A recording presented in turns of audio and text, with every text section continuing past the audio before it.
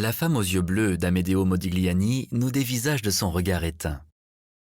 La sobriété de ce portrait est absolue, tant par sa tonalité que par la limitation des indications spatiales.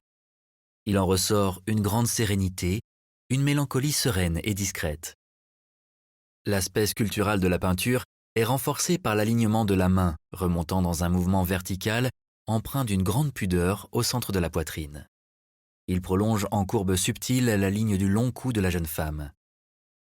Les formes sont allongées, comme si le corps devait toucher les cieux et s'enraciner dans la terre. Le corps est construit sur une très légère ondulation sinueuse qui rappelle celle d'une tige à demi ployée.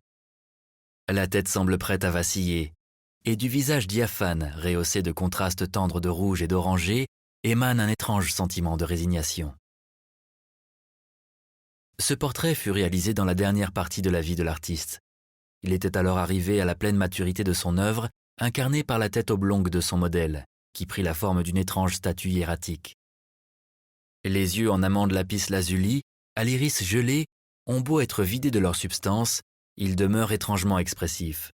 Aussi irréels que les traits fins et élégants du personnage, ils irradient d'une grande douceur et d'un calme tranquille. Peint 2 ans avant la mort tragique du peintre, la femme aux yeux bleus retrouve la grâce des Vénus de Botticelli et l'épure des totems préhistoriques.